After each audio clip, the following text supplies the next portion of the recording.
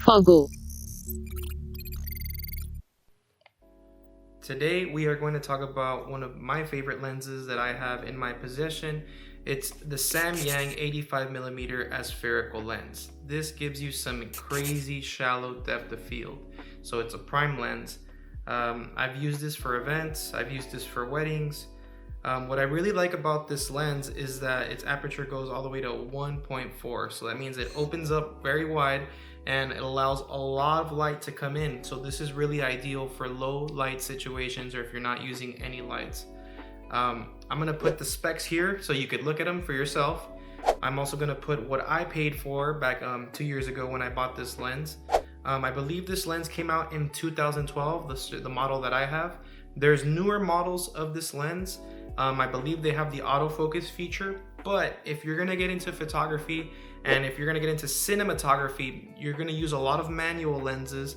So it's really good that you start learning how to shoot in manual and also use manual lenses. So we're gonna go outside and test out this lens so you guys could see for yourself.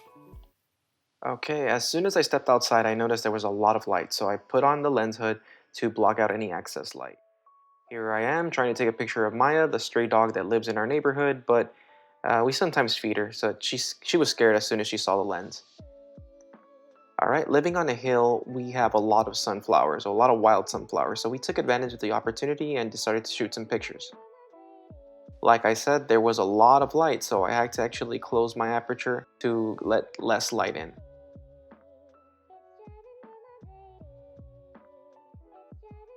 And here we are taking some more pictures of flowers. As we were climbing back up to our house, we noticed a cat. We believe it was hunting a rat or something. I did my best to take a picture of it, but it was not standing still. And here I am just taking a picture of my wife just because. So as we returned home, we saw Maya. I decided to do a different approach. I started to pet her on her belly. Again, I was unsuccessful. Alright, so let's review our pictures that we took. On the left is the original, and the right side I'm putting some edited version. I heightened up the yellow just to make it more interesting and just so it could make it look like we had more sunflowers in the actual setting. Here's our second picture. This one came out a lot darker. I wasn't really too happy with it, but I was able to bring up the exposure in Lightroom. Okay, so here's our picture of the cat. Like I said, it wasn't able to stand still, but what I was able to do is, higher the clarity and mess around with the colors in the editing room. I would have really liked if the cat would have held his eyes open, but like I said, it was hunting, so it was really focused on getting that rat. Alright, and here's a portrait of my wife filming me as we were doing this video. She didn't want to show her face, but anyway, what I would have done if this was a professional portrait, I would have gave her a little bit less headroom to make it more of a portrait. But here you guys could see that I heightened up the exposure and I tried to lower down the whites and the shadows in her face.